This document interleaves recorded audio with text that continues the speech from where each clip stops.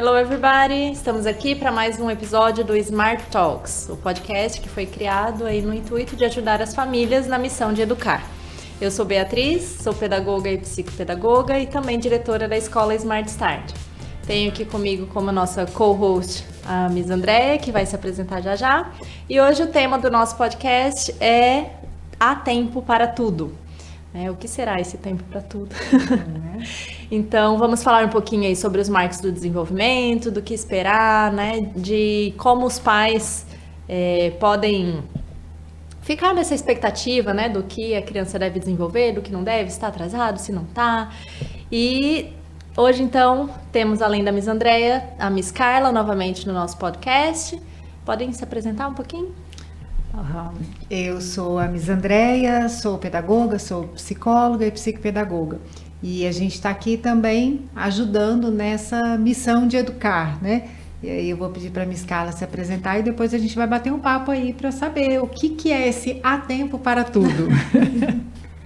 Eu sou a Miss Carla, sou pedagoga formada em séries iniciais, com especialização em gestão e educação infantil.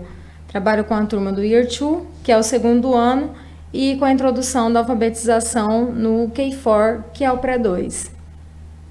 Bom, então, há tempo para tudo, né?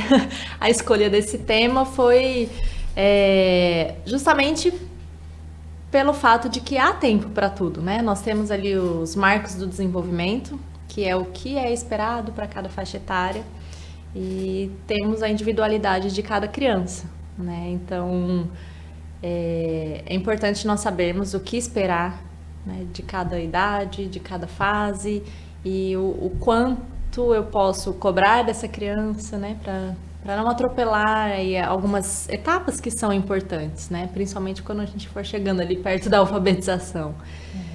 E esses marcos é importante que as famílias conheçam, né? Nem sempre, muitas vezes as pessoas têm filhos e vão seguindo aí na educação, até por orientação de pai, de mãe, de pediatra, mas é importante que os pais estudem, né? Para conhecer. Tô com um bebê ali de 3 meses, o que eu faço, o que eu espero dele? Não, só vai crescendo, é um bebê, vai reagindo, né? Então, os marcos do desenvolvimento vêm justamente para isso, né? Para situar essas famílias e também os profissionais de saúde, obviamente. Sim. Eu acho que além do conhecer, né? E também estar preparado para o que vai chegar. Porque às vezes essa falta de conhecimento e preparação, da mesma forma que quando você está preparado para essa fase que está chegando, ajuda, contribui, enriquece, mas aí se você não tem um conhecimento, pensa que é só uma fase, a gente escuta muito falar, é a fase de tantos anos, é a fase de tantos anos, são fases que não acabam mais, mas qual a importância dessa fase? E quando falo em marcos do desenvolvimento, eu sempre penso assim, né? Vou fazer aqui uma comparação tosca, mas pensa que você comprou um celular, você quer saber tudo sobre esse celular. A criança é a mesma coisa, a gente precisa conhecer dessa criança. Ela está de acordo com o desenvolvimento esperado para aquela faixa etária? Com 3 meses, a cabeça dela está firme? Não, ainda está mole. Opa, isso é um sinal de alerta. E aí a gente ouve muito falar, né, Bia e Carla, a gente fala assim, não, tem que respeitar o tempo da criança, né? Eu concordo, a gente tem que respeitar o tempo da criança, desde que esse tempo não ultrapasse o marco do desenvolvimento.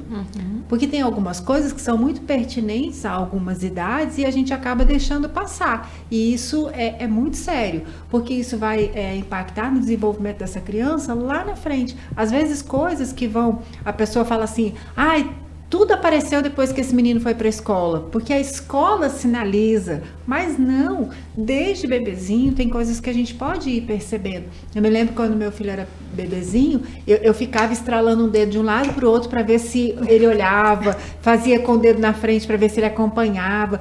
Parece assim, mãe neurótica. Não, a gente tem que estar atento a essas coisas e não deixar essa responsabilidade somente para a escola lá na alfabetização ou na educação infantil ou para o pediatra a cada mês que você vai levar a sua criança lá para saber, tá no peso ideal, tá na altura ideal, mas e as demais coisas? O tônus muscular dele tá de acordo? Ele é uma criança que quando corre é equilibrado? parado, ele anda com o pezinho normal ou na pontinha do pé? Ele é uma criança que gagueja muito? Ele é uma criança que não se firma, né? Ou não tem noção de espaço?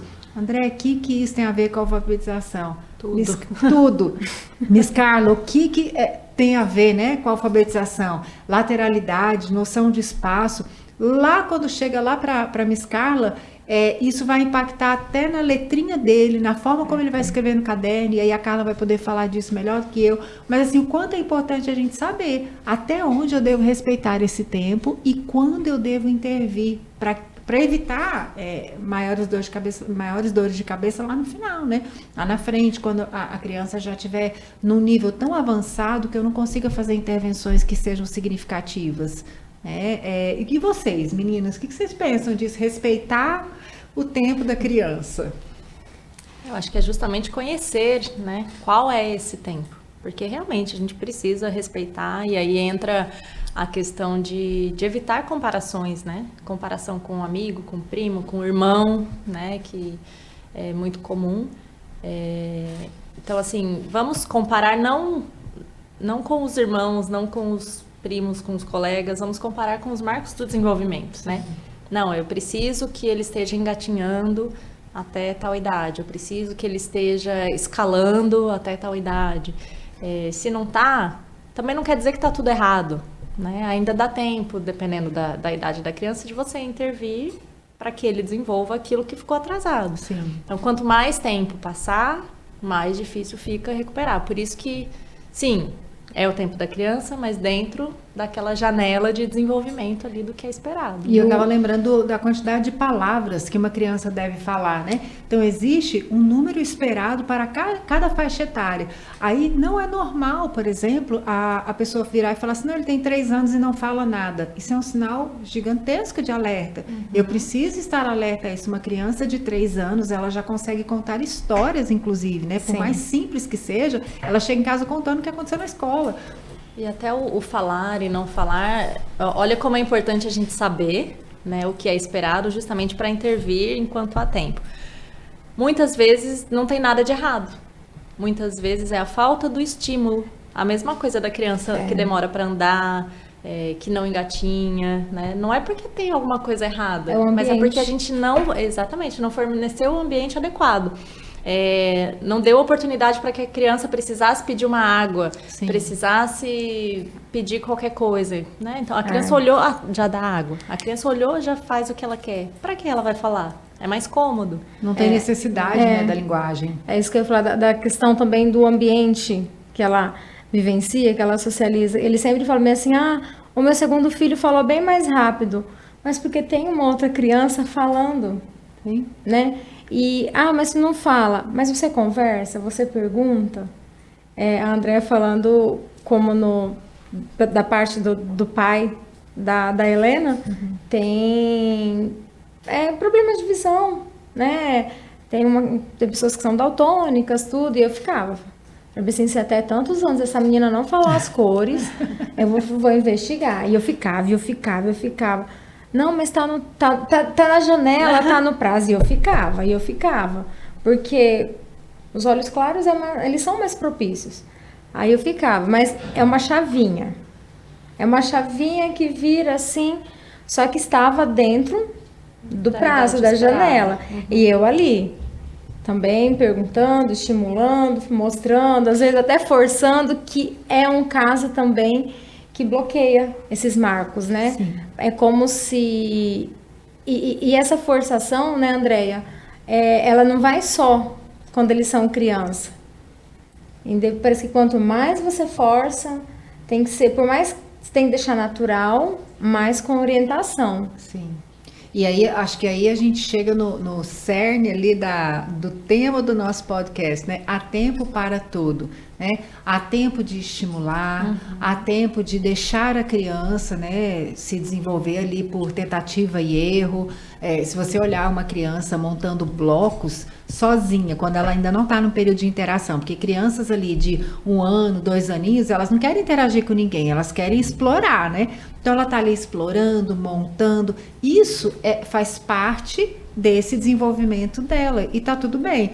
Não adianta eu querer forçar essa criança, por exemplo, a escrever agora, né? Eu vou estar pulando uma etapa desnecessariamente e, quem sabe, comprometendo o desenvolvimento dela lá na frente, né? E muitas vezes a Bia falou uma palavra muito interessante, que é a questão da comparação. Às vezes a angústia é nossa enquanto pais, de que o nosso filho desenvolva, porque o filho da Mariazinha já escreve o meu não, porque o filho da fulana já lê o meu não. Pera lá, tá dentro do esperado, dentro dos marcos de desenvolvimento, outra coisa. O quanto esse ambiente, ele é exploratório, ele é propício para o desenvolvimento disso. É óbvio que uma casa onde leitura é um carro-chefe, os pais leem, livros estão à disposição, a leitura vai se desenvolver de uma forma diferente de um lar onde todo mundo fica no celular, por exemplo, ou que a gente usa muita TV, não se tem contação de história, não se tem leitura, não tem. Então a criança não está sendo exposta àquilo que possa fazê-la desenvolver. Outra questão, a Carla acabou de trazer, que a gente ia falar sobre isso e ela trouxe, achei ótimo, questão genética, né? Você tem uma criança que pode ter um daltonismo, você tem uma criança que pode ter um problema auditivo. Então, assim, cada um é cada um, cada criança é única. E o que esperar para cada faixa etária? Talvez uma angústia que os pais passem também é assim: André, quando que é tempo de intervir? Quando você perceber que está muito fora desse marco do desenvolvimento, converse com seu pediatra, com a sua pediatra, né? Se houver necessidade, busque uma neuropsicóloga para fazer toda a investigação necessária, porque aí você tem testes que vão te dar ali qual é a idade que essa criança está, se está de acordo, se não está, mas não deixe de buscar ajuda. A gente tem casos de crianças que os pais fizeram intervenção precocemente e que foi muito bom para essa criança, né? Então, André, você acabou de falar que não pode forçar precocemente, agora você está falando que pode? Depende. Tem casos que, se essa criança já tem um nível de comprometimento, quanto antes eu intervir, melhor. Tem casos que a criança não tem comprometimento nenhum, que é o que a Bia falou. Ninguém conversa, ela não precisa se esforçar, ela aponta para água, alguém já traz água para ela. Aí as pessoas ficam surpresas quando essa criança vai para a escola, né? Ai, essa menina tá falando demais.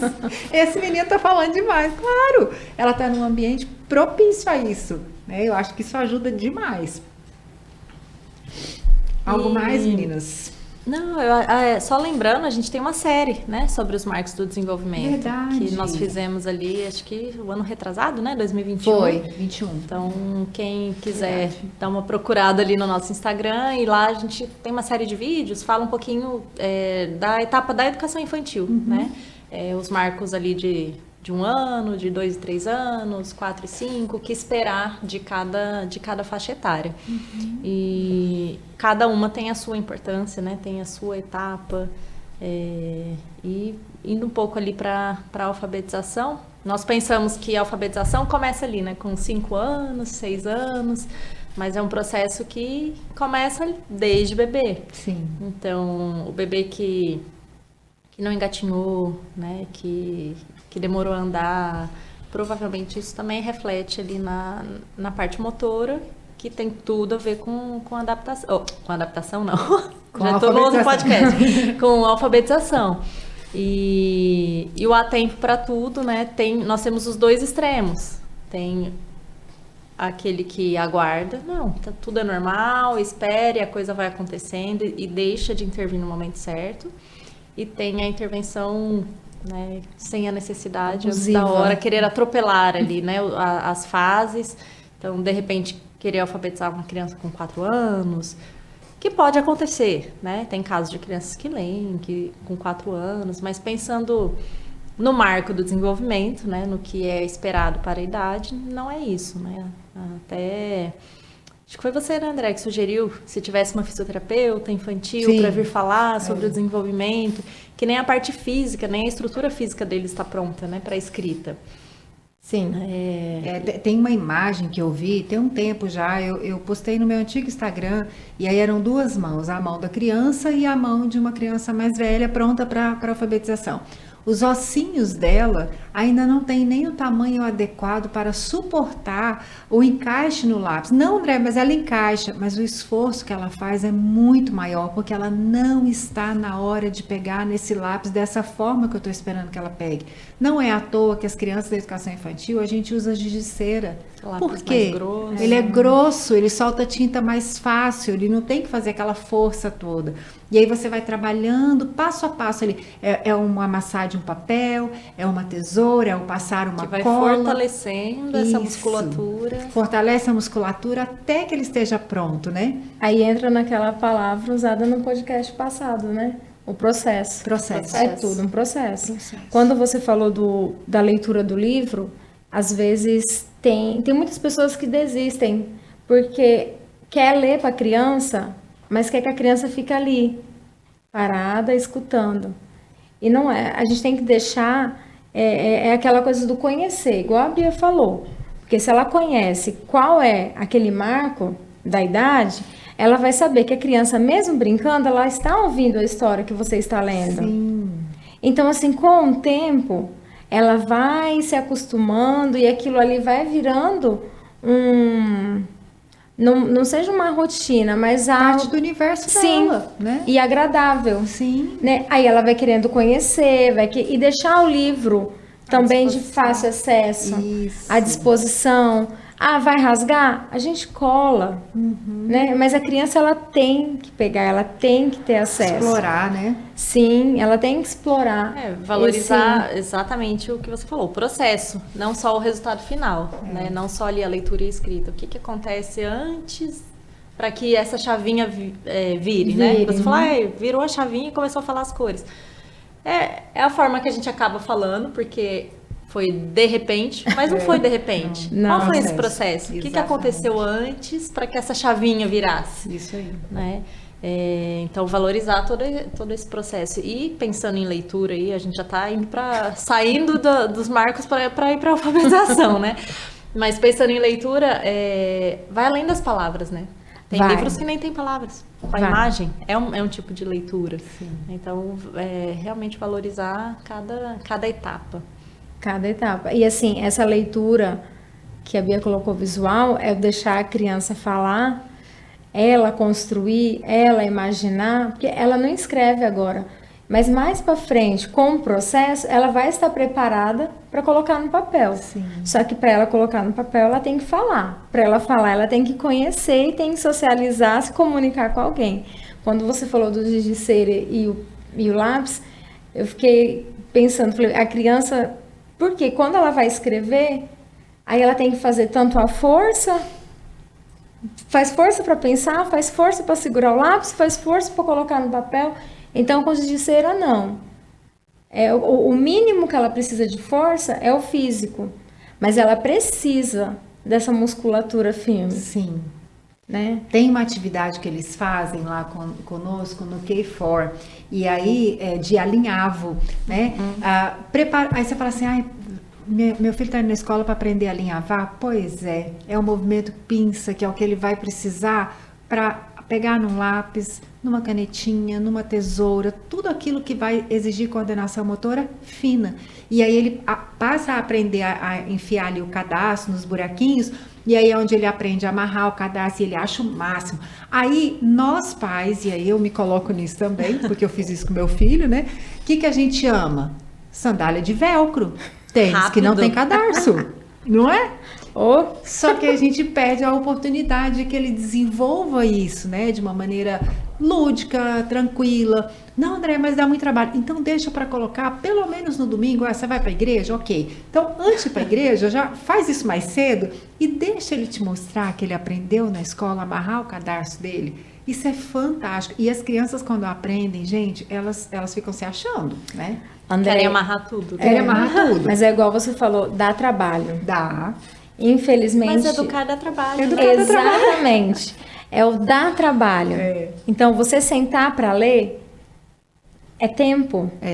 Você sentar para brincar. Pensando pelo lado positivo, é tempo de conexão, é tempo de interação. Qualidade. No dia a dia ali tão corrido, são Isso. 30 minutos que eu sento todos os dias para ler, então, com a criança, né? E que às vezes pensa, mas é só uma brincadeira. Não, mas é um aprendizado. Então, às vezes, a família pensa assim, não, mas é que eu tô com pressa. Mas tem que tirar um tempo. Há tempo para tudo. Há tempo para tudo. Né? Agora, trazendo aqui uma nova problematização relacionada ao tema, nós iniciamos aí o podcast falando que é importante, né, que as famílias conheçam, que saibam os marcos do desenvolvimento, o que esperar em cada faixa etária. Ótimo, né? Nos dias de hoje a gente tem informação de fácil acesso, seja na internet, com o próprio podcast aqui, né, que nós estamos trazendo conhecimento também. Mas e antigamente? Nós não tínhamos, né? Eu estou me colocando, mas eu não sou tão antiga assim, vai. Na época da minha mãe, e até dos mais velhos, não tinha acesso a tanto conhecimento. E as crianças se desenvolviam, as crianças aprendiam, as crianças andavam, as crianças falavam. O que vocês acham que mudou? Hoje a gente encontra mais crianças atrasadas ou pais mais afobados aí, querendo que as crianças se desenvolvam mais rápido, ou não, nós que começamos a ter esse olhar agora. Às vezes eu acho que tem excesso de informação. Então, assim, não é nenhum excesso de informação, mas é a forma que essa informação é interpretada pela família, pela mãe, pelo pai que procura. Eu lembrei do que a Priscila falou no podcast passado. A gente tenta passar o que os nossos pais passaram. Então, assim, antes, se eu errava, minha mãe fazia, eu tinha que apagar a folha Então, assim, foi uma forma em que ela achava que era certo. Deu certo? Ok. Só que eu sei que hoje isso já não vai dar certo com a minha. Mas tem hora que eu acho que as famílias se perdem em tanta informação. Eu penso assim, os processos estão cada vez mais encurtados. Antigamente, para a gente tomar um café, a gente botava água para ferver, pegava, né, o coador, ia conversar, colocava o pó, até aquela água ferver, passar o café. Hoje a gente tem máquina que faz isso em 30 segundos, depois que está quente ali. Então, assim, tudo muito rápido, a informação chega muito rápido. E eu não sei se a gente está dando o tempo necessário para essas crianças, inclusive, processarem algumas coisas, a ponto delas terem dificuldade com coisas simples, coisas que a gente pode consertar e elas acham que, não, melhor jogar fora. Não, peraí, dá para consertar. Não estão fazendo conexões suficientes. E é tão interessante isso, porque nessa fase delas aí, de alfabetização, até ali, dos 6 até os 14 anos, existe uma poda sináptica na cabecinha dessa criança. Então, aquilo, a grosso modo, é assim, é como se aquilo que o cérebro não está usando, vamos jogar fora. E aí é nessa fase que a gente não poderia deixar jogar fora. É nessa fase que a gente deveria investir em todas essas interações, essas estimulações, esse propiciar a leitura, né, criar um ambiente mais cultural possível, né? E aí, em relação à cultura, a gente está falando sim de leitura, de escrita, de música, de arte, de tudo aquilo que possa proporcionar para essa criança aprendizado, reflexão, né, conexões neurais, porque vai passar um tempo que aquilo não vai mais ser tão fácil. Querem um exemplo? Por que a gente gosta tanto, né, da proposta da Smart ser aí bilíngue? É a fase onde eles mais podem aprender 2, 3, 4 línguas, se eles quiserem, sem ter nenhum prejuízo na alfabetização, sem ter nenhum prejuízo no desenvolvimento, pelo contrário. Por quê? Aí você pega uma pessoa de 40 anos e vê com ela como é para aprender o inglês. Muito mais difícil, houve poda sináptica de coisas que não foram usadas ali no cérebro, e essas conexões foram jogadas, passou do tempo. André, você está querendo dizer então que a pessoa de 40 anos não aprende? Aprende, só que você entende que o esforço vai ser muito maior? E para essa criança não é um esforço, é uma coisa natural, porque está bombando de conexão sináptica ali. O cérebro dela está bombando, ansiando por aprendizado. Por isso que a criança é tão curiosa, por isso que a criança não para. Ela mexe no lugar, ela mexe no outro, ela enfia debaixo da mesa, ela sobe. Bota uma mesa na frente de uma porta para você ver. O adulto vai ficar assim, tem uma mesa aqui, alguém tira aqui para mim. O que a criança faz? Ela passa por baixo, por cima, ela dá o jeito dela. Ela explora, né? Então, assim, a gente não pode perder isso, porque aí a gente pensa assim, como é importante conhecer os marcos de desenvolvimento, né? Então quer dizer que se eu quiser que meu filho aprenda uma nova língua, vai ser melhor por agora? Com certeza, essa é a hora. Mais fácil. Alfabetização, mesma coisa, né? A criança aprendeu ali pegar no lápis na época certa, tudo, não vai ser sofrido. A Carla já deve ter visto isso muitas vezes, a Bia também, eu já vi criança que depois de um longo período de férias, eles reclamam. Ai, minha mão tá doendo. Gente, e tá doendo. Tá ali enferrujadinha. Passa uns dias, volta tudo ao normal, né? Por quê? Porque ela já tá pronta para aquela fase. Agora, se eu forço isso, aí complica. Aí a Bia falando, né, perguntando para nós, o que mudou? Mudou muita coisa, né, gente? Mudou, tem muita informação, tem pouca interação. Os pais hoje têm menos tempo do que se tinha antigamente. Por outro lado também, peraí, vamos puxar a sardinha aqui pro nosso lado, né? Porque também nem isso tudo é ruim. Porque fala, os pais antes tinham mais tempo. Mas, gente, tinha um monte de filhos e os irmãos que cuidavam dos irmãos, né? Também não tinha essa interação toda. Mas olha o que era legal. Como o acesso às coisas eram mais difíceis, dava-se mais valor a algumas coisas. Então, por exemplo, a criança inventava brincadeiras, ela inventava brinquedos. Ela não tinha acesso a muita coisa, então ela tinha que criar. Isso que a Carla falou aí de criar histórias, tá? A gente trabalha isso dentro da alfabetização. Você dá só um pedacinho da história e pede para a criança. Agora imagina, como que começou e como que vai terminar essa história? A criança tem que, pensar e tal. Isso vai gerando aprendizado. Então, eu acho que é um pouco de tudo isso, sabe? Excesso de informação, pouca interação, pouca oportunidade que a gente mesmo, enquanto adulto, acaba dando para essas crianças. A gente quer facilitar a vida deles. Eu acho que isso conta muito. Essa questão do tempo mesmo, né? De nós queremos a facilidade e de querer ajudar essa criança, mas nem sempre estamos ajudando, né? Sim. E antigamente, você falou isso, pensando aí nos maiores, né? Mas eu vejo isso desde os bebês, né?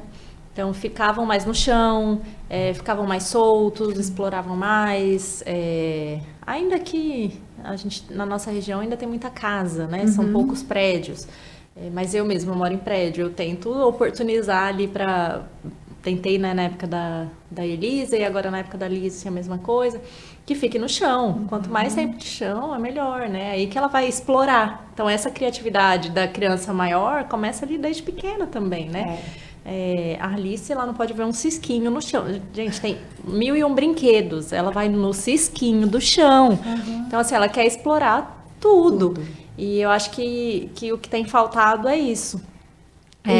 Essa oportunidade de as crianças explorarem. Seja pela correria da agenda e pensando nos maiores. Na correria dos pais, né? Que também trabalha e fica... ou com babá, né? Não tem o estímulo adequado, não desvalorizando as babás de forma nenhuma, porque eu acho que ajudam muito, tem seu valor. Mas assim, a importância de que eles tenham momentos de exploração, sejam eles bebês, crianças e até os adolescentes ali, né? E eu acho que bate muito conosco, né? Assim, a gente tem que controlar a nossa ansiedade. Hoje, lá na escola, eu vivi uma situação até com o filho de uma professora nossa lá, o Joaquim. É Joaquim, né? Ah, sim, da Amanda. Da Miss Amanda. Então, ele estava lá no tatame e eu agachei e falei, oi, Joaquim. Ele olhou para mim e estendeu os bracinhos. Qual que é a atitude de uma mulher como eu, que daqui a pouco vira avó? É querer pegar no colo na hora, né? Falei, não vou pegar, vou esperar ele vir até mim. Pois ele veio até mim, segurou no meu joelho, ficou em pé e agarrou o meu pescoço. Aí ali ficou mais claro do que nunca que ele queria colo. Mas eu deixei que ele viesse. Mas o meu primeiro instinto era já pegar ele. Não, eu não vou perder essa oportunidade de exploração. E isso leva tempo. Leva tempo. Né? Mas eu fiquei agachada ali, quase que eu não levanto. Ou amarrar o cadarço. Exatamente. Sim. E aí ele veio, aí sim eu peguei. Falei, não, você merece. Pensei comigo, né? Recompensa pelo esforço. Pelo amor. Quando a Andréa colocou dos pequenos com a língua, né? Eu percebo também que hoje, por mais que com essa correria que as famílias têm, a criança, muitas têm mais voz, né? Antes, a gente não tinha. Não podia falar, era só ouvir, olhe lá, não podia participar. É claro que hoje, né, mesmo dentro de um limite, e eu lembro muito que, igual você falou, não tem muito tempo, mas para você apresentar um trabalho, você tinha que ficar lá na frente, dura. Se não tivesse decorado igual estava lá, não tirava a nota. Verdade. Gente, aquilo era um paredão, aquilo era uma tortura. E hoje eu percebo que o que aquilo ali agregou? Eu não tive conhecimento, né? Me deu medo. Então, mas hoje não, a criança, você quer falar? Mas eu tenho que ir na frente? Não, você pode falar de onde você está. Não dá 3 semanas, tá pedindo para ir lá na frente. Olha aí o processo. Tá pedindo para ir lá na frente. Então, assim, tem coisas que... Mas é o quê? Aí é o conhecimento, né? É o conhecer, é o saber. Enquanto uns têm muita facilidade, outros não. Então, aquela criança que nem lia em voz alta, se ela terminar o ano lendo, sentada, sem olhar, mas já é um processo. E a expectativa, né? Assim, ok, tem os marcos do desenvolvimento, tem coisas que todos têm que desenvolver, mas você está falando em uma situação que é falar em público. Nem todo mundo se sente confortável. Sim. Eu mesmo não me sinto confortável, só que eu sei disso e é uma coisa que eu venho trabalhando e melhorando a cada dia. Mas não é uma obrigação. Nem todo mundo precisa falar em público. Não. Então, tem coisas que são marco do desenvolvimento, que precisam ser desenvolvidas, habilidades que são importantes, e coisas que nem tanto, e que tá tudo bem. O que é importante é, se eu precisar, eu saber que eu preciso me melhorar, trabalhar aquilo, porque, sei lá, para minha profissão eu vou precisar, ou, né, um dia apresentar um trabalho. Mas eu também não é tudo que eu preciso esperar que meu filho faça. Sim. Que ele seja bom para falar em público, que ele apresente, sei lá, uma dança, que ele goste de música, de esportes e seja bom academicamente. É muita coisa. Né? Quando você falou das casas, né, dos ambientes, a pandemia restringiu muito isso, né? Sim, também. Porque é igual, vamos falar, aqui nós temos casas. Tem prédios, mas a maioria tem acesso à casa. Só que a pandemia fez com que as crianças ficassem reclusas. E aí, o que muitas famílias fizeram? Intencionaram na leitura e na escrita. Sim. Só que aí pulou a fase... de outros desenvolvimentos, né? De outras habilidades. Sim, que é a parte motora. É a parte motora. E aí, às vezes, mas ela sabe ler e escrever? Ok. Mas não sabe amarrar o tênis. Não sabe o que é direita e esquerda? Tem criança que não sabia com qual mão escrevia? Frente, atrás. Sim. Alto, baixo, dentro, fora. Organização. Organização. André, que importância tem ela saber frente e atrás? É você dizer, página 20, tá antes do 30. Se ela não sabe o que é antes e depois, você fala antes do 30 para ela, pouco importa. Então, são coisas que estão lá na base, né? E que às vezes a gente pensa, não tem nada a ver. Isso não é tão visível. O valor disso não é tão visível. Isso mesmo. Eu, quando fiz a prova para carro, eu me lembro perfeitamente que uma das coisas que a instrutora falou para nós, que eu tive um instrutor para a parte prática e uma instrutora para a teoria. Ela falou que pessoas que tiveram, né, dificuldade com pré-escola são as que mais, ou que não fizeram a pré-escola, são as que mais apresentam dificuldade de fazer baliza. O que é baliza? Espacial. Se não noção espacial, direita, esquerda, lateralidade, frente, atrás, tudo isso que a gente acabou de falar aqui. Olha só, uma coisa tão simples como baliza. Colocar comida no potinho, o que sobrou para guardar na geladeira. Exatamente. Noção de quantidade. Que pote que eu pego, né? Exato. Um pote desse tamanho para colocar um tiquinho de comida. Então... E a gente olhar para essa alfabetização muito além do só aprender a ler e a escrever. E outra, eu sei ler e sei escrever, mas eu sei interpretar? Ou eu sou um copista de letra, ou eu só leio mecanicamente. Só está letrado. E como que essa criança, por exemplo, vai aprender a ler como o texto está escrito, né? Eu me lembro que eu tive uma professora de português e ela fazia questão, e eu não gostava na época, ela fazia questão de ler o texto todo com a gente. Então, assim, ela lia, mas era impressionante, magnífica a forma como ela lia conosco. Onde tinha travessão, ela fazia outra voz. Onde tinha uma exclamação, ela dava aquela entonação mais enfática. Na pergunta, ela fazia a gente perceber que aquele ponto de interrogação não estava ali à toa. E isso tudo faz com que a leitura tenha um outro significado. A leitura, a interpretação, e tudo isso vai adquirindo, né, Carla? Vai escalando, né? É um processo. É o processo. Porque quando você fala alfabetização, a primeira coisa que eles ligam, leitura e escrita, né? Só que a leitura e escrita não é só dos códigos. Sim. Não é só a decodificação. Não é decodificar. Mas é a vivência. Sim. Antes dela chegar naquele registro, tem uma vivência. Sim. E hoje também é muito significativo a questão fonética, o som. O som. Perfeito. Então, assim, tem gente que tem... mas eu aprendi no B mais A. Ok, deu certo, mas tem criança que não consegue associar o B mais A. Uhum. Tem criança que é o Bá. É o Bá de uma vez. É o Bá e ela vai embora. Só que então... Com a mudança da lei, né, teve um conflito ali, porque a pré-escola é para isso. Para preparar.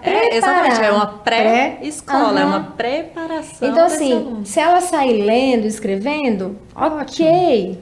Mas o primeiro ano, né, à toa que agora tem um ciclo, eles têm 3 anos para essa alfabetização.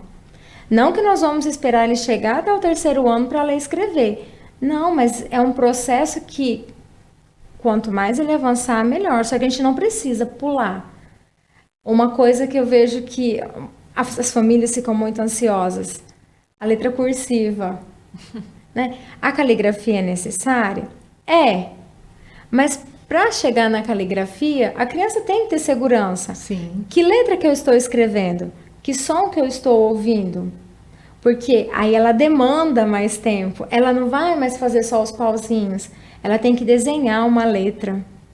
Então, ela tem que ter segurança. Depois que ela descobre, vai embora, acha até mais fácil. Sim. Só que é o processo. E se eu avanço essa etapa, de repente eu crio até uma resistência da criança com a letra cursiva ou com qualquer etapa aí da alfabetização, que vai refletir no prazer dela pela leitura, pela escrita. E a gente sabe que leitura e escrita está associado a tudo, todas as outras matérias. É impossível fugir da leitura e da escrita. Na verdade, a leitura e escrita ela é a base, né? E a interpretação. Da vida escolar. Porque a alfabetização ela é o primeiro degrau. Então, por que ela tem que estar bem ali, consolidada? Porque ela é o primeiro degrau. Então, se a criança, se ela tem essa curiosidade, se ela tem essa vontade, então ela... Nossa, hoje é o A. Amanhã é o E, Miss. Hoje são as vogais. Então, assim, ela já está curiosa que ela quer ir para frente. Mas, se ela está vendo que aquilo ali já não está sendo mais prazeroso, e uma coisa que eu percebo são as informações quando... Eu não esqueço uma vez que me falaram, é muita informação para um HD pequenininho. Não adianta ter excesso de informação se eles não conseguem organizar. Não consegue organizar essas informações. E às vezes ele se torna um excelente copista, tem uma letra maravilhosa, inclusive cursiva, né? Mas não entende nada do que escreveu. Não entende nada do que escreveu. Nada, né? E aí às vezes ele terminou de escrever aquela frase e você fala, agora fala para mim o que foi que você entendeu dessa frase. Ele não sabe, porque ele gastou tanto tempo decodificando, desenhando, grafando aquilo, e aquilo já demanda tanto esforço fora de época, que ele não teve tempo para fazer o que ele poderia. Porque aquilo só vai ser possível depois que esse decodificar, grafar, desenhar essa letra se tornar automático. Isso precisa ser automatizado num determinado tempo. Depois que se automatiza, é quando você vê, por exemplo, repórteres, né, entrevistadores, a gente quando está numa palestra, você consegue ir prestando atenção e às vezes anotar uma coisa ali rapidinho. Por quê? Porque já decodificou de tal forma, já grafou dentro do seu cérebro, já criou engramas dentro do seu cérebro, que você não precisa mais pensar qual é o caminho do O, qual é o caminho do D, nada disso. Só que tem fases para isso, né? E tem também a questão da prova, né? Depois que ele prova que ele sabe aquela letra que é bonita, nossa, mas a letra dele tá horrível. Porque ele cansou. A criança cansa. Cansa sim. A criança cansa. E é importante também estar atento, aí a gente está falando a questão de não atropelar, né, as etapas. Mas também é importante estar atento aos que estão aquém, né? Os que precisam de um incentivo maior para atingir o que é esperado ali naquela idade, naquela, né, pensando em alfabetização naquela etapa. Porque da mesma forma que tem os que vão e a gente precisa segurar, não é o momento, não é a hora da cursiva ainda. Tem os com mais dificuldade. Sim. Né? Seja por alguma falha, alguma lacuna ali na parte da educação infantil, ou por alguma outra questão, né? Que pode ser genética ou, né, ambiental ali, não sei. E que aí isso é importante também estar atento. É a hora que estende também até a casa, né? Sim. Que é a hora que você... É a parceria, né? Sim.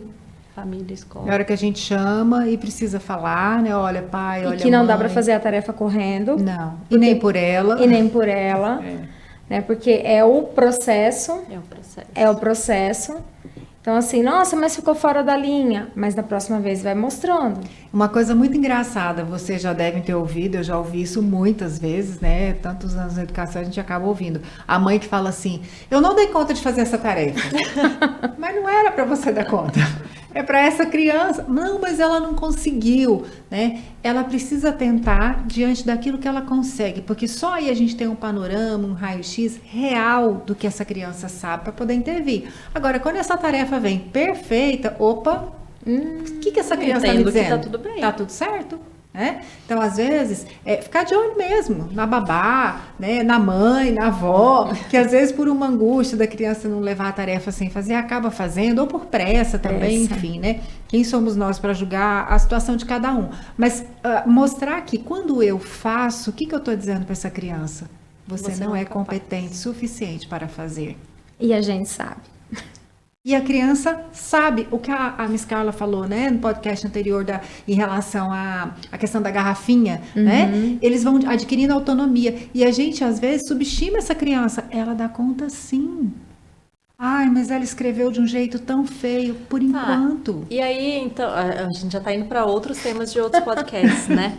Mas essa autonomia, né, que faz parte do desenvolvimento da criança também. Até que ponto eu sei que a criança dá conta, seja da tarefa, seja de amarrar o tênis, de se vestir sozinha, como a família consegue identificar o que eu já posso dar autonomia para a criança fazer e o que eu ainda preciso dar o suporte, fazer por ela, fazer com ela. O Vygotsky, ele fala, né, da zona de desenvolvimento proximal. Então, ele fala que tem coisas que a criança vai precisar fazer com absoluto suporte, outras coisas com meio suporte e outras coisas que ela vai dar conta de fazer sozinha. E aí o adulto fica só assistindo. Então, você vai soltando aos poucos. Por exemplo, tem coisas que, ao conhecer os marcos do desenvolvimento, a gente sabe que a criança dá conta de fazer. Então, por exemplo, uma criança que amarra o cadarço do próprio tênis, ela não vai dar conta de amarrar uma sacola, por quê? Uma criança que consegue segurar um lápis bem seguradinho, tudo bonitinho, ela não vai dar conta de pintar uma tela, por quê? Mas não vai ficar igual de um adulto, ninguém está exigindo dela isso, né? Então, assim, é você ir soltando e deixando. E as crianças fazem muito isso, a Carla deve lembrar e a Bia também, porque não faz muito tempo que vocês passaram por isso. Quando a criança dá aquela olhadinha para a mãe, tipo, pedindo autorização, né? Posso? Né? Sem falar nada. E aí você vai dando essa autorização e ela vai adquirindo essa autonomia. Então, tem coisas que a criança consegue fazer. Por exemplo, uma criança de 2 anos e meio, 2 aninhos até, ela não consegue ir lá pegar o copinho de plástico dela e colocar água e tomar? E aí a gente faz por ela? E ter a consciência, né, de que se eu faço alguma coisa que a criança é capaz de fazer sozinha, eu não estou ajudando, eu estou a prejudicando, né? Então, não faça por uma criança o que ela é capaz de fazer sozinha. Aí sim pode ser a gente está agindo mesmo que não de propósito, mas prejudicando o desenvolvimento dessa criança e atrapalhando o marco do desenvolvimento, porque ela já tem condições de fazer aquilo. Né? Por exemplo, você não vai pedir para uma criança de 3 anos dobrar o lençol da cama dela. Tadinha, ela não tem nem braço para isso, né? Mas ela consegue... Ainda mais se for de elástico. Ainda mais se for de elástico. Esse daí nem eu dou conta, tá? Esse aí a gente vai pro YouTube. Ainda mais se for de elástico. Mas ela consegue colocar um travesseiro na posição correta, uma almofada no sofá, ela consegue guardar um colocar brinquedo. Roupa no cesto. Colocar uma roupa no cesto, ela consegue. Sim, quando veio a B falando também da comparação. O ano passado eu escutei muito essa pergunta. Miss, quando que esse menino vai fazer essa tarefa sozinho de casa? Aí eu corri na coordenadora. Falei, Andréia, tem uma idade, porque na minha concepção, realmente é uma construção para você ir preparando a criança, para ela ter essa autonomia, para ela ter essa responsabilidade, porque muitos adultos não conseguem estudar sozinhos. Aí faz a comparação, porque o filho da fulana, olha, faz assim, assim, assim, e tem a mesma idade dele. Aí você fica assim, mas aí dá vontade de falar bem assim, mas e em casa? Como que tá? E o dia a dia? E outra, você está falando de uma criança que está dentro do marco de desenvolvimento normal, sem nenhum problema, é uma criança típica, atípica, é uma criança que tem um TDAH, por exemplo, ela vai precisar de suporte. Ela não vai dar conta de se organizar sozinha, né? E a criança precisa de suporte, precisa dessa organização, até que ela adquira total autonomia. Quanto tempo leva isso, gente? Varia de criança para criança. Mas eu preciso ir dando essa autonomia para ela aos poucos. Por exemplo, amanhã, que aulas você tem? Português, matemática e história. Ok. Separa lá seus livros. Coloca na mochila e vira as costas? Não. Eu vou lá, vou conferir, ver se ela colocou realmente. Até que ela esteja apta a fazer sozinha, sem a minha supervisão. E aí dá trabalho. Aí o que é mais fácil? Né? O que é mais fácil? Você ir lá e colocar.